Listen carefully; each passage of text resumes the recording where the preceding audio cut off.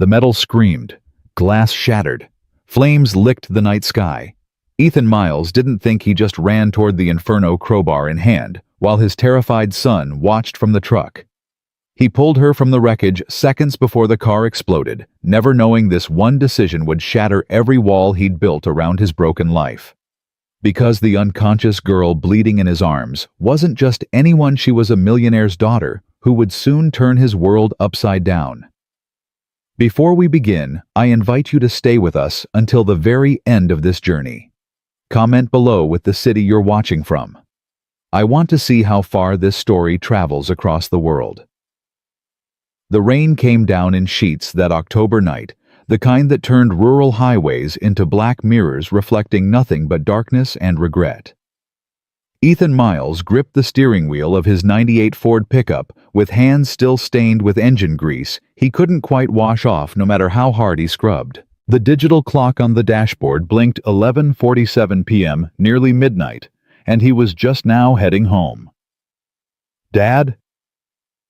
The small voice from the passenger seat made Ethan's chest tighten, the way it always did when Noah spoke in that particular tone, half asleep, half worried, entirely too young to be riding shotgun this late at night. "Yeah, buddy. Are we going to be home soon? I'm tired." Ethan glanced at his son, 8 years old, with sandy brown hair that stuck up in the back, no matter how many times Ethan tried to smooth it down. Noah's backpack sat between his feet, stuffed with the homework he'd been doing in the garage break room, while Ethan finished an emergency repair on Mrs. Henderson's Buick. A single father's reality: your kid does homework on an oil-stained desk while you replace a transmission because the rent is due and the electricity bill doesn't care about bedtimes. 10 more minutes, Ethan said, forcing a smile.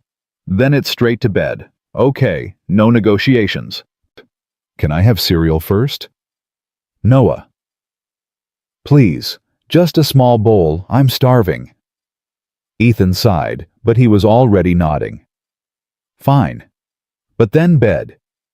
And you brush your teeth this time, actually brush them. Not just run the toothbrush under water. Noah grinned that gap-toothed smile that made every sacrifice worth it. I always brush them. Uh-huh. Sure you do. The windshield wipers beat a steady rhythm against the downpour. Route 17 was empty this time of night, just Ethan, his thoughts, and the endless stretch of asphalt cutting through farmland and forest. This was the part of the drive where his mind wandered to places he tried not to go, to the empty side of the bed, to the divorce papers signed 3 years ago, to the dreams he'd folded up and put away in a drawer he never opened anymore. He'd had plans once. Real plans. Engineering school. A career designing things that mattered.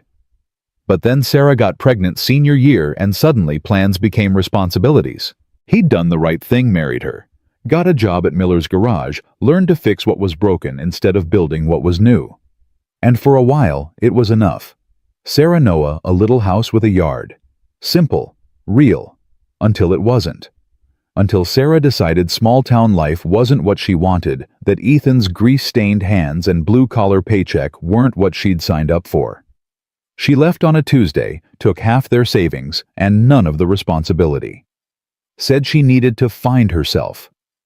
Last he heard, she was in California with some marketing executive who drove a Tesla and had never changed his own oil. Noah didn't talk about her much anymore. Sometimes that was a relief. Sometimes it broke Ethan's heart. "Dad, look out!" The shout snapped Ethan back to reality just as headlights exploded around the curve ahead, high beams moving fast, too fast for this weather. A silver sports car, sleek and expensive, fishtailed wildly across the center line. Ethan's foot slammed the brake. The truck skidded, tires screaming against wet pavement. He yanked the wheel hard right, missing the sports car by inches as it careened past them.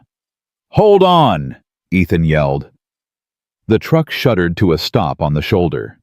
Through the rain-streaked rear window, Ethan watched in horror as the sports car, still moving at deadly speed, failed to navigate the next turn. It left the road like something launched, sailed through the air in slow motion, and crashed into the drainage ditch with a sound that would haunt Ethan's dreams for months to come. Metal crunching, glass exploding, and then silence. "Dad!" Noah's voice was small, terrified. "Dad, what?" "Stay in the truck."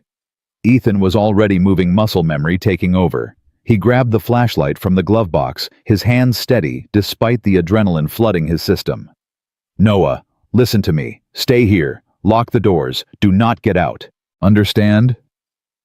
"But, do you understand?" Noah nodded, eyes wide in the darkness. Ethan pushed open the door and ran into the rain. The ditch was maybe 15 feet deep, and the sports car had landed on its roof driver's side, partially submerged in the rushing water that filled the drainage channel. Steam hissed from the crumpled hood. Something was leaking fuel. Ethan's brain registered immediately. Fuel and sparks and water, a recipe for disaster. He half ran, half slid down the muddy embankment, the flashlight beam cutting through the darkness. When he reached the car, he could see her, a young woman, maybe early 20s, unconscious, and hanging upside down in the driver's seat, held in place by a seatbelt that had probably saved her life. Blood trickled down her face from a cut on her forehead. Her designer dress, something expensive that Ethan couldn't begin to price, was torn and soaked. One of her high heels had come off. She looked like she'd been heading to some fancy party, not racing down a rural highway in the middle of a storm. "Hey!" Ethan pounded on the window. "Can you hear me?" No response. The fuel smell was getting stronger. Through the shattered windshield, he could see smoke beginning to curl from somewhere in the engine compartment. Ethan ran back to his truck, moving fast. Noah had unlocked the door. Of course he had. The kid never listened and was leaning out. "Is she okay? Dad is—" "Get the crowbar from the toolbox, now!" Noah scrambled into the truck bed, pulled out the red toolbox, and extracted the crowbar with shaking hands. Ethan grabbed it and ran back to the wreck. The driver's side door was jammed shut, crushed from the impact. Ethan wedged the crowbar into the gap between the door and the frame, threw all his weight against it. The metal groaned but held. He repositioned, tried again. His shoulders screamed in protest. The rain made everything slippery, harder to grip. "Come on," he muttered through gritted teeth. "Come on, come on!" The door gave way with a shriek of tortured metal. Ethan dropped the crowbar and leaned into the car, the smell of fuel making his eyes water. The woman was still unconscious, breathing, but shallow. He felt for a pulse at her neck there, thready but present. Her arms hung limply above her head, one hand still clutching what looked like a cell phone. "Okay," he said, talking to himself, to her, to God, to anyone who was listening. "Okay, we're getting you out." He knew the risks. Moving someone with potential spinal injuries was dangerous, but leaving her in a car that could explode any second was certain death. The choice wasn't really a choice at all. Ethan braced himself against the doorframe and carefully supported her head and neck with one hand, while his other hand worked the seatbelt release. The mechanism was jammed. Of course it was. Nothing was ever easy. He pulled out his pocket knife and sawed through the belt, catching her weight as it gave way. She was light too, light really, but getting her out of the cramped upside-down cockpit while supporting her dead weight was like solving a puzzle made of angles and physics and desperation. "Come on, sweetheart," he murmured, maneuvering her shoulders through the door. "Work with me here. Almost there. Almost—" She moaned softly, her eyes fluttering but not opening. "That's it. Stay with me." With one final effort, Ethan pulled her free of the wreckage and carried her away from the car up the embankment. His boots slipped in the mud. He went down on one knee, caught himself, kept moving. The rain plastered his hair to his forehead. Every muscle burned. He'd made it maybe 20 feet when the car exploded. The blast hit like a physical force, a wave of heat and light that sent Ethan stumbling forward. He turned his body to shield the woman, hitting the ground hard, the impact knocking the air from his lungs. Debris rained down around them, metal fragments burning plastic glass. When the roaring stopped, Ethan lifted his head. The car was fully engulfed now, flames reaching up into the night sky despite the rain. Black smoke billowed in thick clouds. Dad! Noah was screaming from the truck. Dad! I'm okay, Ethan called back. Stay there. He looked down at the woman in his arms. Her eyes were open now, dark eyes filled with confusion and fear. She was shaking, going into shock. You're okay, Ethan told her, his voice calmer than he felt. You were in an accident, but you're safe now. Help is coming. Her voice was barely a whisper. I can't. What happened? Car crash. Don't try to move. Just breathe. She stared at him like she was trying to understand a foreign language. Blood still ran down her face from the cut on her forehead. Ethan shrugged out of his jacket, his only jacket, the one he'd saved 3 months to buy, and wrapped it around her shoulders. Stay with me, he said. What's your name? Claire. The word came out slurred. My name is... Claire. Okay, Claire. I'm Ethan. You're going to be fine. Cold, she whispered. I'm so cold. Ethan pulled her closer, sharing what little body heat he had, while the rain continued to fall and the car burned behind them. He could hear sirens in the distance. Now someone must have seen the explosion, called 911. Help's coming, he said. Just hang on. Her hand found his, gripped it with surprising strength. Thank you, she breathed. Thank you for... Don't thank me yet. Save your energy. But she was looking at him, with those dark eyes, really looking like she was memorizing his face. You saved my life. She said each word clearly, an effort. You... saved? Her eyes rolled back. She went limp in his arms. Claire. Ethan's heart jumped. Claire. He checked her pulse again. Still there. Still beating. Just unconscious. He kept pressure on the wound at her forehead, kept talking to her even though she couldn't hear him, kept her warm with his body while the fire raged and the sirens grew louder. The ambulance arrived first, followed by 2 fire trucks and a sheriff's cruiser. Paramedics descended with practiced efficiency, taking Claire from Ethan's arms, strapping her to a backboard, starting an IV, while one of them rattled off medical jargon into a radio. Sir. A paramedic, young guy, couldn't have been more than 25, was looking at Ethan with concern. Are you injured? Let me check you out. I'm fine, Ethan said. His hands were shaking now that the adrenaline was fading. Just make sure she's okay. We've got her, but you've got some burns on your arms and... I said I'm fine. A sheriff's deputy approached, notepad in hand. I'm going to need a statement. Can you tell me what happened? Ethan gave him the basics. The car swerving the crash, pulling her out before the explosion.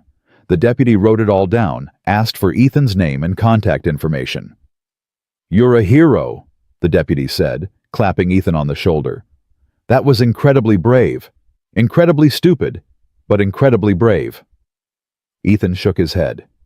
Anyone would have done the same. No, the deputy said. They really wouldn't have. More vehicles arrived, news vans, he realized with sinking dread. Someone must have been monitoring police scanners. A reporter in a rain jacket was already setting up a cameraman in tow.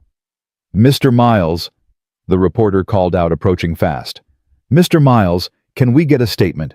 How does it feel to be a hero tonight? I'm not... Ethan started, but the camera was already rolling, a light shining in his face. Dad.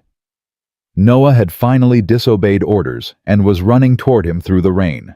Ethan turned away from the camera and caught his son, pulled him close. I told you to stay in the truck. You were taking too long, Noah said into Ethan's chest. I was scared. I know, I'm sorry, but I'm okay. Everything's okay. Behind them, the paramedics were loading Claire into the ambulance. Ethan watched through the chaos of emergency lights and rain, saw them close the doors, saw the ambulance pull away with sirens wailing. The reporter was still trying to get his attention. More people were arriving, gawkers probably alerted by social media posts about the fire visible from the highway. Come on, Ethan said to Noah. Let's go home. But shouldn't you? Now, Noah. They walked back to the truck, Ethan's arm around his son's shoulders. His hands were still shaking. His shirt was soaked through his jacket, gone, his arms stinging from minor burns he hadn't even felt during the rescue. "That was really scary," Noah said quietly as they reached the truck. "Yeah," Ethan agreed. "It was." "But you saved her. You really saved her."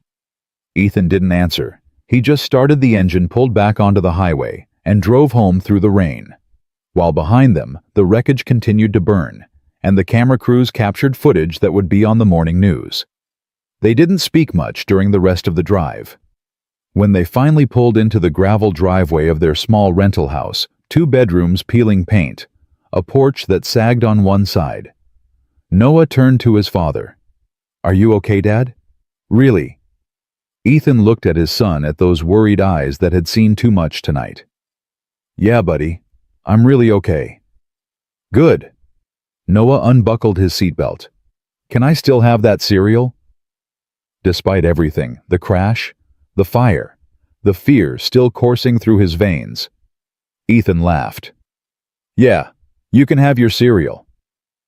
Inside the house was cold. Ethan turned up the heat they could barely afford while Noah poured himself a bowl of off-brand cornflakes. Ethan stood at the kitchen sink, finally washing the blood and soot from his hands, watching the water run red, then gray, then clear. His reflection stared back at him from the dark window above the sink. He looked tired. Older than his 32 years. His hair was still wet from the rain, his eyes shadowed with exhaustion. "Dad." Noah was at the kitchen table, spoon halfway to his mouth. "Do you think she'll be okay? The lady you saved?" Ethan dried his hands on a dish towel. "I hope so. She was really pretty, even with the blood." "Noah." "She was. I saw her when they put her in the ambulance." Noah crunched his cereal thoughtfully. "I bet she's rich. That car looked really expensive before it exploded." "Money doesn't matter when you're hurt," Ethan said quietly. "I guess." Noah finished his cereal, carried the bowl to the sink. "Thanks for being brave tonight, Dad." "Thanks for staying in the truck." Ethan ruffled his son's hair. "Most of the time." Noah grinned, then yawned hugely. "I'm tired for real now." "Bed, go. Brush your teeth, actually brush them." "I will." Ethan listened to Noah's footsteps on the stairs, heard the bathroom door close, the sound of running water. He walked to the living room and sank onto the threadbare couch, suddenly more exhausted than he could ever remember being. His phone buzzed. A text from his boss, Miller, saw the news. "You okay?" Ethan stared at the message. The news. Christ, he'd forgotten about the cameras. He typed back, "Fine. See you tomorrow." Tomorrow. Right. He still had to work tomorrow. Mrs. Henderson's Buick wasn't going to finish itself, and there were 2 other cars in the bay waiting for repairs. Life didn't stop just because you pulled someone from a burning wreck. Ethan closed his eyes and saw her face again. Claire. She'd said her name was Claire, looking up at him with those dark eyes, gripping his hand, whispering, "Thank you," like those 2 words contained everything. He wondered if she'd remember him when she woke up. Probably not. Head injuries did funny things to memory. And even if she did remember, what then? She'd go back to whatever fancy life she came from, driving expensive cars and wearing designer dresses to parties. And he'd go back to changing oil and replacing brake pads and trying to stretch his paycheck far enough to cover the electric bill and Noah's school supplies. Their lives had intersected for maybe 10 minutes on a rainy highway. That was all. Tomorrow she'd be a story he told Noah someday, and he'd be nothing to her, just a stranger's face, half remembered from the worst night of her life. That was fine. That was how it should be. Ethan Miles didn't save people for recognition. He did it because it was right, because someone needed help, and he could give it. That was enough. Upstairs, he could hear Noah moving around, getting ready for bed. In a minute, he'd go up, tuck him in, make sure the nightlight was on.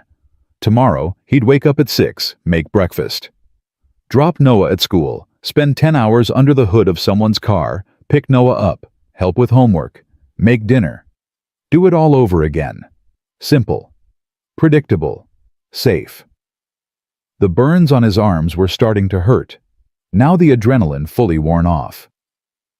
Ethan went to the bathroom, found the first aid kit, dabbed some antibiotic ointment on the worst of them. They weren't bad, he'd gotten lucky. A few seconds slower, and that explosion would have caught him full on. He thought about that, about how close he'd come, about Noah watching from the truck, about what would have happened if things had gone differently. His hands started shaking again. "Dad?" Ethan looked up. Noah stood in the bathroom doorway in his pajamas, the ones with the dinosaurs that were getting too small, but that Noah refused to give up. "Can't sleep?" Ethan asked. Noah shook his head. "Keep thinking about the fire." Ethan held out his arms, and Noah came to him, letting Ethan pull him close. "It's okay to be scared. It was scary." "Were you scared?" Ethan considered lying, but Noah deserved better. "Yeah, I was terrified. But you did it anyway." Sometimes being brave doesn't mean not being scared. It means being scared and doing the right thing anyway. Noah was quiet for a moment. Then, "I want to be like you when I grow up." And there it was, the thing that made every struggle, every sacrifice, every moment of doubt worth it. Ethan kissed the top of his son's head. "You're already better than me, buddy. Come on, let's get you to bed for real this time." He tucked Noah in, made sure the nightlight was glowing softly in the corner, sat on the edge of the bed like he did every night. "Dad?" Noah's voice was already drowsy. "Do you think we'll ever see her again, Claire?" "I don't know," Ethan said honestly. "Probably not. I hope she remembers you saved her. It doesn't matter if she does. It matters to me." Noah mumbled, eyes already closing. "You're a hero." Ethan stayed until Noah's breathing deepened into sleep, then quietly left the room, pulling the door mostly closed behind him. He went to his own room, barely bigger than Noah's, with a bed and a dresser, and not much else, and sat on the edge of the mattress. Through the window, he could see the glow on the horizon, where the emergency crews were probably still working the crash site. Tomorrow, it would be in the papers, maybe on the local news. People would talk about it for a day or two, then forget. Life would go on. Ethan lay back on the bed, still fully clothed, and stared at the ceiling. Sleep wouldn't come, not yet. His mind kept replaying it all, the screech of tires, the sound of metal crunching, the weight of Claire in his arms, those dark eyes looking up at him with something like wonder. "Thank you," she'd whispered. "For what? For doing what anyone should do, for being in the right place at the wrong time." He turned on his side, closed his eyes, and tried to will himself to sleep. Tomorrow would come, whether he was ready or not. The garage. The bills. Noah's science project that was due Friday. All the pieces of his ordinary life waiting to be picked up and carried forward. The girl from the car crash would recover in some expensive hospital room, surrounded by family and flowers and everything money could buy. She'd heal, move on, probably never give him another thought. And that was okay. It had to be. But as Ethan finally drifted off to sleep in the early hours of morning, he couldn't quite shake the memory of her hand gripping his, or the way she'd looked at him like he was something more than just a mechanic with grease under his fingernails. Like he was someone who mattered. It was a nice feeling. It wouldn't last. But for one night on a rain-soaked highway with the world on fire behind them, Ethan Miles had been somebody's hero. And sometimes that's enough. The morning brought no mercy. Ethan's alarm screamed at 6 a.m., dragging him from dreams filled with fire and twisted metal. His arms ached where the burns had blistered overnight, and every muscle in his body protested as he swung his legs out of bed. He showered quickly. Hot water was expensive, and pulled on his work clothes, the navy blue shirt with Miller's Garage, embroidered over the pocket, and his name stitched underneath. The shirt that marked him as exactly what he was, a mechanic, nothing more. Downstairs, Noah was already up, sitting at the kitchen table with a bowl of cereal and his eyes glued to the small TV on the counter. "Dad, you're on the news." Ethan froze. Sure enough, there he was on the screen, grainy footage from last night, rain-soaked and mud-covered, carrying Claire away from the burning wreck. The headline scrolling across the bottom read, Local mechanic saves heiress in dramatic highway rescue. Heiress. Ethan Miles, a mechanic from Millbrook, pulled 23-year-old Claire Donovan from her vehicle moments before it exploded, the news anchor said, in that practiced dramatic tone they all used. Ms. Donovan, daughter of tech mogul Richard Donovan, is currently in stable condition at Mercy General Hospital. Her family released a statement thanking the brave man who saved their daughter's life. The screen cut to a photo of Claire, a professional headshot, probably from some society event. She was smiling, wearing pearls, and a dress that probably cost more than Ethan's truck. She looked like she belonged in a magazine, not bleeding in a ditch on Route 17. "Turn it off," Ethan said quietly. "But Dad..."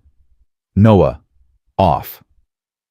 Noah clicked the remote, and the silence felt heavy. He looked at his father with those two perceptive eyes. "Are you okay?" "I'm fine. Finish your breakfast. We're leaving in 10 minutes." The drive to Noah's school was quiet. Other parents stared as Ethan pulled up to the drop-off zone. Word traveled fast in a small town. By lunchtime, everyone in Millbrook would know what he'd done. By dinner, they'd be sick of hearing about it. "Dad..." Noah unbuckled his seatbelt but didn't get out. "People are going to ask me about it today." "I know. What should I say?" Ethan looked at his son. "Tell them the truth. I helped someone who needed help. That's all." "That's not all, though. You're a hero." "Noah..." Ethan sighed. "I'm just a guy who did what needed doing. Now go on, you're going to be late." Noah grabbed his backpack, but paused at the door. "I'm proud of you anyway." Before Ethan could respond, Noah was gone, running toward the school entrance where his friends were already gathering, probably bursting with questions. Miller's garage sat on the edge of town, a squat cinder-block building with 2 bays and a parking lot full of cars waiting for repair. Miller himself was already there when Ethan arrived, standing by the front desk with a newspaper in his hand. "There's my celebrity employee," Miller said, grinning. He was 63, built like a barrel with hands that had seen 50 years of engine work. "Front page Ethan. Front page." Ethan glanced at the paper. Sure enough, there was a photo of him from last night, the same one from the TV news. The headline read, "Guardian Angel on Route 17. "Can we not do this?" Ethan asked, heading toward the first bay where Mrs. Henderson's Buick waited. "Do what? Acknowledge that you saved a girl's life, that you're all over the news, that the phone's been ringing off the hook since we opened." Ethan stopped. "What?" "Reporters," Miller said. 3 different news stations. The Gazette wants an interview. Some podcast called asking if you'd come on their show." He paused. "And someone from the Donovan family left a number, said they want to thank you personally." Ethan's stomach tightened. "I don't want to talk to any of them." "Ethan..." "I mean it, Miller. No interviews, no phone calls. I just want to work." Miller studied him for a long moment, then nodded. "All right, I'll tell them you're not interested. But son, what you did took guts. You should be proud." "I'm just trying to pay my bills," Ethan muttered and disappeared under the Buick's hood. The work was good. The work didn't ask questions or take photos or call him a hero. The work was honest, broken things that needed fixing, problems with clear solutions. By noon, Ethan had finished the Buick and moved on to a transmission replacement on a Honda Civic. He was elbow deep in the engine when he heard Miller's voice from the office. "I'm sorry, miss, but he doesn't want to wait. You can't just..." Footsteps echoed across the concrete floor.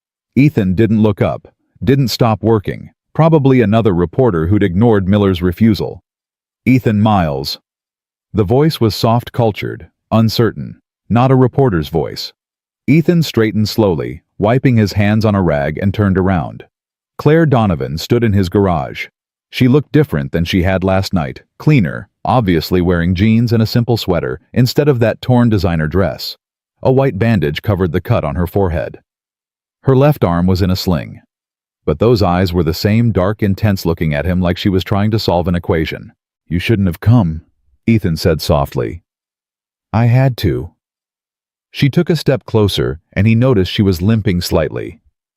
They said you wouldn't take calls, that you refused interviews. I needed to see you to thank you in person. You just did. You can go now. Her eyes widened slightly, hurt flickering across her face.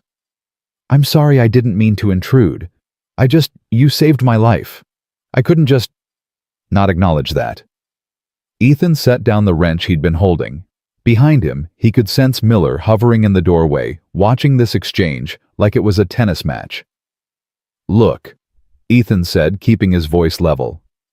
I'm glad you're okay, really. But I didn't do it for recognition or thanks or whatever else you think you owe me. You were in trouble, I helped. That's all there is to it. That's not all there is to it, Claire said, and there was steel in her voice now beneath the softness. You risked your life. You pulled me from a burning car. You stayed with me in the rain while I bled. That's not nothing. It's what anyone would have done. No. She shook her head firmly. It's what you did, and I won't diminish that just because you're uncomfortable with gratitude. They stared at each other across the oil-stained concrete. Ethan noticed things he hadn't noticed last night, the elegant way she held herself despite the injuries, the intelligence in her eyes, the set of her jaw that said she was used to getting her way. Why were you driving so fast? The question came out harsher than he'd intended. In the rain on a road you clearly didn't know. Claire flinched. I was upset, angry. I'd just walked out of a party where my father spent 2 hours parading me in front of potential business partners like I was part of his portfolio. Her voice cracked slightly. I wasn't paying attention. I took the curve too fast and lost control. You could have killed yourself. I know. She looked down at her hands. Believe me, I know. I've thought about nothing else since I woke up in the hospital. The doctors said if you'd been even 30 seconds slower. She didn't finish the sentence. Ethan picked up his wrench again, turned back to the Honda. Well, you're okay. That's what matters. You should get back to the hospital. Make sure they're monitoring that concussion properly. I was discharged this morning. Claire moved closer, peering around him at the engine. What are you working on? Transmission replacement. Is it difficult? Depends on your definition of difficult. Ethan glanced at her. Why are you still here? Because... Claire hesitated, then seemed to make a decision. Because I saw your hands last night. Grease-stained, calloused, competent. My father has employees who've never worked a real day in their lives who couldn't change a tire if their Mercedes depended on it. But you knew exactly what to do. How to get me out, how to keep me safe. That kind of knowledge, that competence, it's rare. It's a job, Ethan said. Nothing special about it. Claire's gaze drifted to the far wall of the garage, and Ethan's stomach sank as he realized what she was looking at. The sketches. The ones he'd pinned up months ago and forgotten about, too busy with actual work to pay attention to dreams. She walked over to them, and Ethan wanted to stop her, but couldn't find the words. There were maybe a dozen sketches. Total technical drawings of engine modifications, safety systems, a revolutionary braking mechanism he'd designed late one night when Noah was asleep and the house was quiet. They were detailed, precise, the work of someone who understood engineering on a fundamental level. Claire studied them in silence. When she finally turned back to him, her expression had changed completely. Who drew these? She asked quietly. Nobody. Just... doodling. Ethan. She looked at him directly. These aren't doodles. This braking system, do you understand what you've designed here? This could prevent accidents, save lives. It's just an idea. It's brilliant. She pulled one of the sketches down, holding it carefully. This modification to the hydraulic system, the fail-safe redundancy, have you shown these to anyone, submitted them to any companies? Ethan laughed, but there was no humor in it. Yeah, I'm sure automotive companies are lining up to hear ideas from a small-town mechanic. That's definitely how the world works. It could be, if you had the right connections, the right backing. I don't want backing, Ethan said sharply. I want to finish this transmission, pick up my kid from school and make dinner. That's my life. Those sketches are they're just something I do when I can't sleep." Claire carefully pinned the sketch back on the wall. "You could change lives with these," she said softly, almost to herself. "You could revolutionize vehicle safety." "Hard to change lives when you're just trying to pay rent." The words hung in the air between them. Claire turned, and Ethan saw something in her eyes, understanding maybe, or pity. He wasn't sure which was worse. "I should go," she said finally. "I'm sorry for intruding on your work." "You didn't—" Ethan stopped, frustrated with himself. "Look, I'm glad you're okay, really. I hope you heal up well and that's it. That's all I've got." Claire nodded slowly. She pulled a business card from her pocket and set it on the workbench. "If you ever change your mind about the sketches, about anything, my direct number is on there." Ethan looked at the card but didn't touch it. Thick, cardstock, embossed lettering. Claire Donovan, Director of Innovation, Donovan Industries. "I won't change my mind," he said. "Okay." She smiled, small and sad. "Thank you again, Ethan Miles, for everything." She walked toward the door, limping slightly, and Ethan forced himself not to watch her go. He turned back to the Honda, picked up his wrench, tried to focus on the work. "Ethan," Miller's voice from the office doorway. "You're an idiot." "Shut up, Miller. That girl just offered you an opportunity most people would kill for." "I don't need opportunities. I need a steady paycheck." "Those sketches of yours are fantasies," Ethan interrupted. "They're what I do to pretend my life could have been different. But it's not different. This is what I am. This is what I do." Miller was quiet for a long moment. "Sarah really did a number on you, didn't she?" Ethan's hands tightened on the wrench. "Don't. Someone believes in you, sees something in you, and you can't even accept a simple thank you without shutting down." "I said don't." "Fine." Miller retreated into the office. "But that card's staying on your workbench. What you do with it is your business." Ethan worked through lunch through the afternoon until his hands were numb and his back screamed, and he couldn't think about anything except the next bolt, the next wire, the next repair. But no matter how hard he tried, he couldn't stop seeing Claire's face when she looked at his sketches. The wonder in her eyes. The excitement. Like she'd found something valuable in a place she hadn't expected to look. At 3:30, he left to pick up Noah. The school parking lot was worse than the morning, parents openly staring, a few coming up to congratulate him. Ethan nodded politely, said thank you, tried to escape as quickly as possible. Noah was buzzing with energy when he got in the truck. "Everyone wanted to know about last night. Mrs. Peterson made me tell the whole class what happened, and Tommy's dad said you should run for mayor." Noah paused for breath. "Also, I told everyone about your sketches, the ones on the garage wall." Ethan's hands tightened on the steering wheel. "Why would you do that?" "Because they're cool. And Mr. Harrison, you know, my science teacher, he said if you ever wanted to come talk to our class about engineering, you could." "Noah, those sketches are just what?" Noah looked at him with those earnest 8-year-old eyes. "Just awesome ideas that could help people." "Yeah, Dad. I know." They drove home in silence. Ethan made spaghetti for dinner, the cheap kind from a box, and listened to Noah chatter about his day, while his mind wandered to places he'd locked away years ago. After Noah went to bed, Ethan sat at the kitchen table with a beer he couldn't really afford and Claire's business card in front of him. He thought about the sketches, about the late nights spent drafting them, calculating angles and stress points and failure modes, about the dreams he'd had once before life got in the way. He thought about Claire in the hospital, waking up and deciding her first priority was finding him, tracking him down despite his refusal to talk, looking at his work like it mattered, looking at him like he mattered. His phone buzzed, a text from an unknown number. I know you said you don't want thanks, but I wanted you to know I haven't stopped thinking about your designs. They're remarkable. If you ever want to discuss them, my offer stands. Claire Ethan stared at the message for a long time.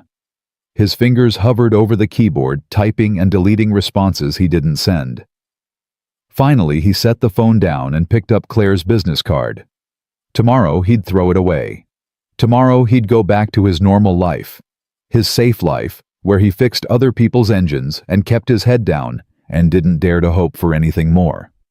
But tonight, just for tonight, he allowed himself to wonder, what if she was right? What if those sketches could matter?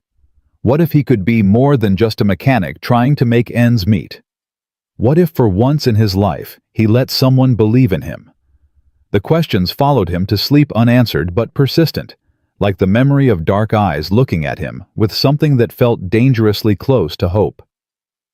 3 days passed, then 4. Ethan threw himself into work trying to forget the conversation in the garage. But Claire's card remained on his workbench, unmoved, impossible to ignore. On the 5th day, Miller found him staring at it during lunch. "You gonna call her or frame it?" Miller asked. "Neither." "Ethan?" "Drop it, Miller. Please." But that night after Noah was asleep, Ethan pulled out his old engineering textbooks from college, the ones he'd kept despite Sarah's insistence they were taking up space. He sat at the kitchen table and started refining one of his sketches, improving the design, fixing the flaws only he could see. He told himself it meant nothing. Just killing time. Just scratching an itch. But when he finally went to bed at 2 a.m., his fingers were covered in pencil graphite, and his mind was racing with possibilities he hadn't allowed himself to consider in years. The next morning, Claire's card was still on his workbench, and Ethan still hadn't thrown it away.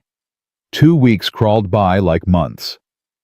The card stayed on the workbench, gathering a fine layer of dust and oil mist.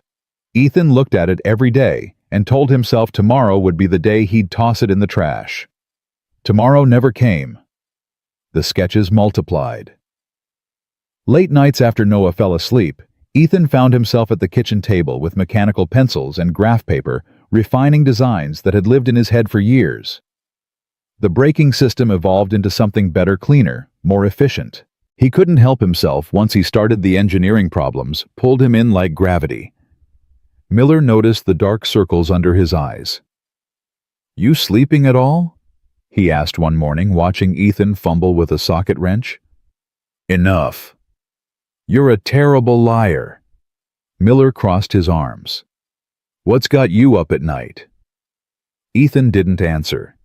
He couldn't explain how it felt to dust off dreams he'd buried, to remember who he'd been before life taught him to aim lower. The sketches were dangerous. They reminded him of possibilities of a version of himself he'd given up on. On a Tuesday afternoon, while Ethan was replacing spark plugs on a beat-up Chevy, his phone rang. Unknown number. He ignored it. It rang again 5 minutes later, then again. The 4th time, Miller picked it up from the workbench. "Miller's garage," he said. Then his eyebrows shot up. "Oh, yes, he's right here." He held out the phone to Ethan. "It's for you." Ethan wiped his hands and took it reluctantly. "Hello." "Ethan, it's Claire." His stomach did something complicated. "How did you get this number?" "You're listed in the employee directory on Miller's website." A pause. "You haven't called." "Didn't see a reason to." "I gave you several reasons." Her voice was gentle but firm. "Those designs of yours, I haven't been able to stop thinking about them. I showed the photos I took to our head engineer. He wants to meet you." Ethan's hand tightened on the phone. "You had no right to do that." "I had every right. You saved my life. That gives me the right to return the favor." She took a breath. "Look, I'm not trying to push, but there's a dinner at my family's estate this Saturday. Engineers, innovators, people who could help you turn those sketches into reality. Come, meet them, see what's possible." "I can't just..." "Why not? What's stopping you?" "Because I don't belong in that world." Ethan wanted to say, because I'm a mechanic with a high school diploma and grease under my nails. Because people like me don't sit at tables with people like you. I have my son to think about, he said instead. Bring him. No hesitation. There's plenty of space, and honestly, it would be good for my father to remember that real people exist outside his boardroom. Please, Ethan, just one dinner. If you hate it, you never have to speak to me again. Ethan closed his eyes. Every rational part of his brain screamed no. This was a mistake. He'd show up in his only suit 10 years old and tight in the shoulders, and they'd all see exactly what he was: nobody. Claire's charity case. The poor mechanic she felt obligated to help. But underneath the fear was something else. Something that sounded suspiciously like hope. What time? He heard himself ask. 7 o'clock Saturday. I'll text you the address. He could hear the smile in her voice. Thank you, Ethan. This means more than you know. After she hung up, Ethan stood there with the phone in his hand, wondering what he'd just agreed to. Miller was grinning. You said yes. Shut up. You actually said yes. I'm proud of you, son. I'm an idiot, Ethan muttered, but he was already mentally inventorying his closet, trying to remember if he owned a tie. That night, he told Noah about the dinner over microwave chicken nuggets. We're going to a mansion. Noah's eyes went wide. Like a real mansion with stairs and everything. I think most houses have stairs, bud. You know what I mean? A fancy mansion. Can I wear my suit from Uncle Mike's wedding? Ethan winced. That was 2 years ago. Does it still fit? They went upstairs to check. The pants were 3 inches too short. Well, Noah said, looking down at his exposed ankles. This is a problem. Yeah. Ethan sat on Noah's bed, suddenly exhausted. Maybe this whole thing is a mistake. We don't have to go. Are you kidding? Noah spun around. Dad, a millionaire invited us to dinner, and she thinks your drawings are awesome. We're definitely going. They're not drawings, they're technical schematics, and... Ethan stopped. When did you get so confident? I learned from you. Noah grinned. You run into burning cars, remember? This is just dinner. Just dinner. Right. On Thursday, Ethan did something he hadn't done in 3 years. He went to the department store in the next town over and bought Noah a new suit. Navy blue, nothing fancy, but it fit properly. While he was there, he grabbed a new shirt for himself. White, crisp, professional. It felt like armor. Saturday arrived too quickly. Ethan spent the morning pacing the afternoon, second-guessing, and by 6 o'clock he was ready to call the whole thing off. Dad, you're sweating through your shirt, Noah observed from the couch. I'm aware. Ethan checked his reflection in the hallway mirror for the 10th time. The suit still didn't fit right in the shoulders. His tie was crooked. He looked exactly like what he was, a working man playing dress-up. You look good, Noah said loyally. I look like I'm going to a funeral. Claire likes you. She wouldn't have invited us if she didn't want us there. Ethan turned to his son, 8 years old and somehow wiser than him. When did you get so smart? I've always been smart. You just don't listen. Noah stood up, adjusting his new tie. Come on. We're going to be late. The drive to the Donovan estate took 40 minutes, leading them away from Millbrook's familiar streets into countryside Ethan had only seen from the highway. The houses grew larger, the properties more sprawling, until they reached a gated entrance with an actual guardhouse. Ethan rolled down his window.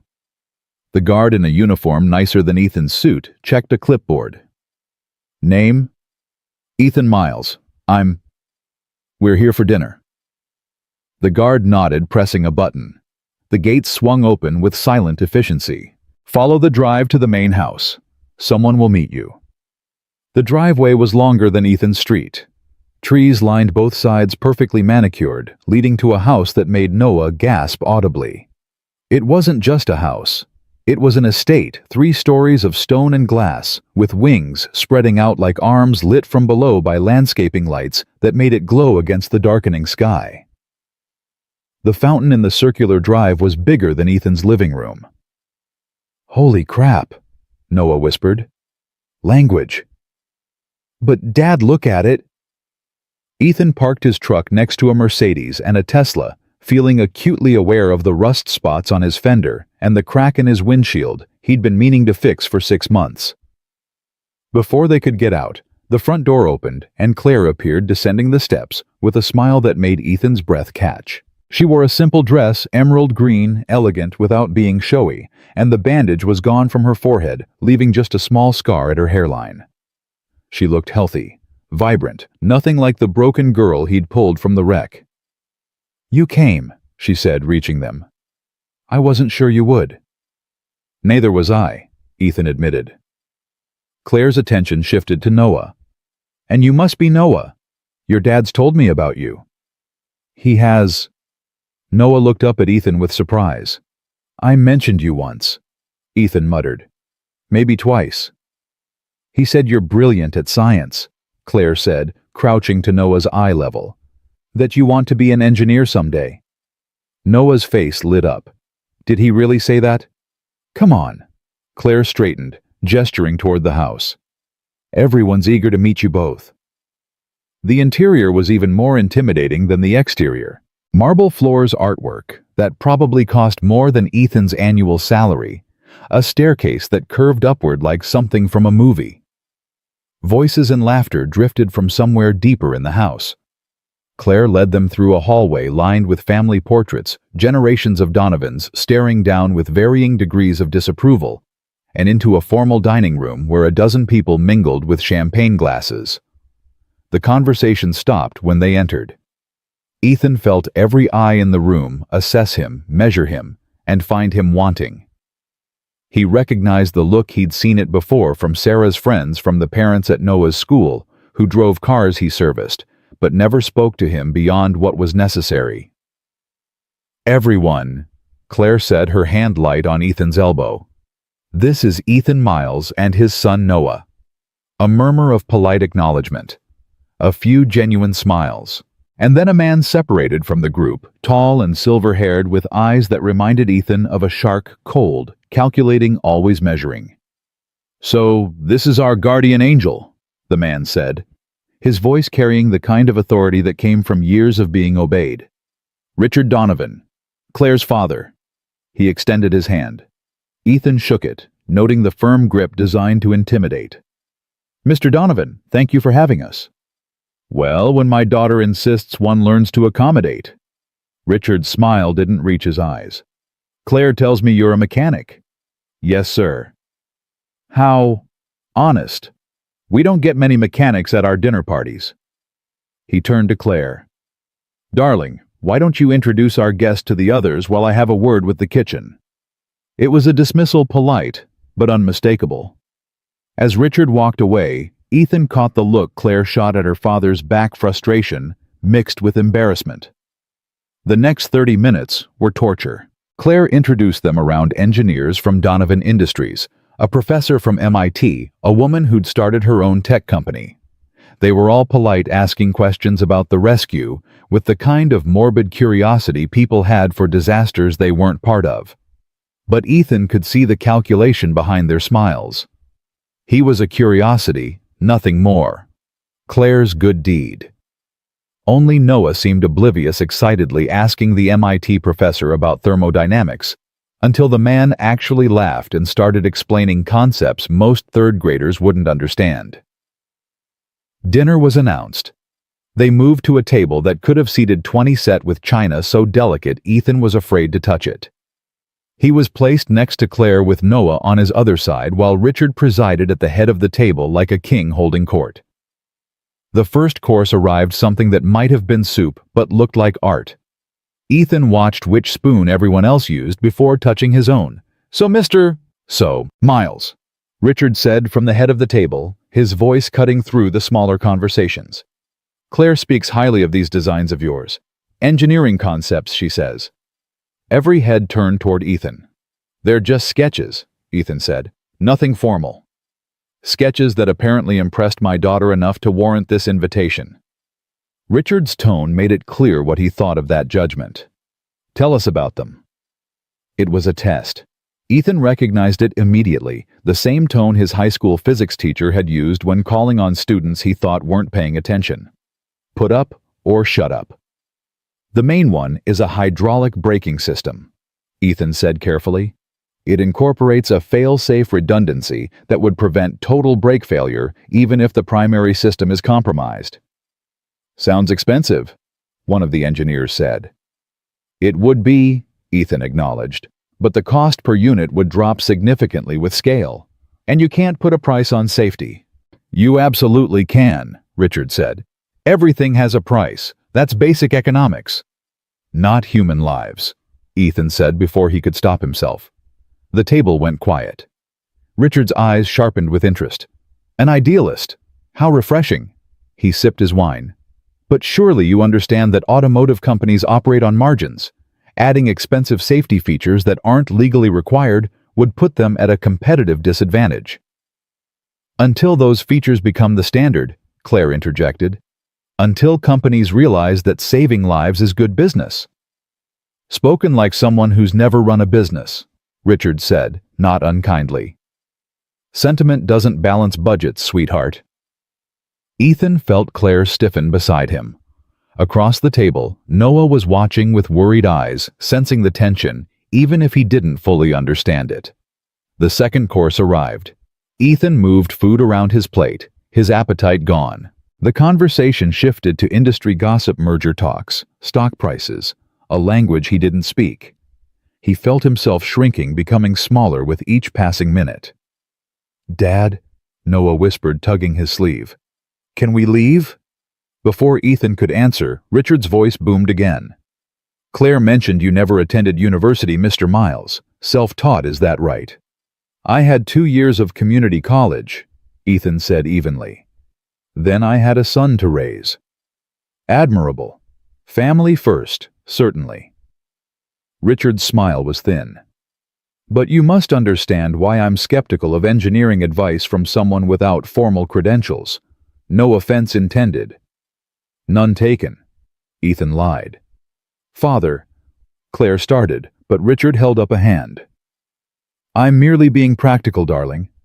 Gratitude is one thing, and we are grateful, Mr. Miles, for saving Claire's life. Truly. But charity has limits. We can't fund every amateur inventor with an idea. The world doesn't work that way." The words hit like physical blows. Amateur. Charity. Every insecurity Ethan had ever felt about his place in the world crystallized in that moment. He stood up, his chair scraping against the floor. "Ethan," Claire said softly. "Please." "Thank you for dinner, Mr. Donovan," Ethan said, his voice tight with controlled anger. "But I think we should go." "Dad," Noah whispered urgently. "Surely you're not leaving because of a little honest conversation," Richard said, leaning back in his chair. "I thought mechanics had thicker skin." "We do," Ethan said. "Thick enough to know when we're not wanted." He started to turn, humiliation burning in his chest like acid, but Claire stood abruptly, her hand catching his arm. "Wait, please." Her voice was trembling. "Father, you're being cruel." "I'm being realistic." "You're being a snob." Claire's eyes flashed. "Ethan risked his life for me. He pulled me from a burning car while you were 40 miles away at a board meeting, completely unaware your daughter was dying. And now you mock him, dismiss him, because he doesn't have the right degree, because he works with his hands." "Claire, I don't want to give him charity," she said, her voice rising. "I want to give him a chance. There's a difference." Richard laughed, sharp and dismissive. "A chance at what? To play engineer, to waste company resources on fantasy projects?" Something in Ethan snapped. The anger that had been building at Richard's condescension, at his own inadequacy, at the unfairness of a world that judged him by his job title instead of his ideas, crystallized into cold clarity. "It's not fantasy," he said quietly. Richard raised an eyebrow. "Excuse me." Ethan turned back to the table. His hands were shaking, but his voice was steady. "Your braking system on the Model 7 sedan. The one you launched last year. It's good, but it's not great.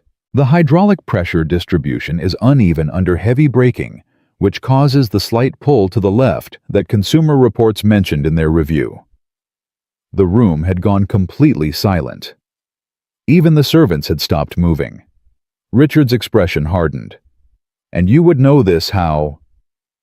Because I've worked on 3 of them this month alone, all with the same complaint. Pulls left under hard braking. Ethan pulled out his phone, found the photos he'd taken of the last one, slid it across the table to Richard. The problem is in the proportioning valve. Your engineers optimized for cost, not performance. But if you modified the valve geometry... He grabbed a napkin and pulled a pen from his pocket, sketching quickly, and redistributed the pressure curve like this, you'd eliminate the pull and actually improve overall stopping distance by about 8%. He slid the napkin to Richard. The older man stared at it, his expression unreadable. One of the engineers leaned over to look. His eyes widened. Actually, that might work. It would work, Ethan said. And it would cost maybe $15 more per unit to manufacture. Richard studied the napkin for a long moment. When he looked up at Ethan, something had shifted in his eyes. Not warmth exactly, but reassessment. You figured this out from fixing cars, he said slowly.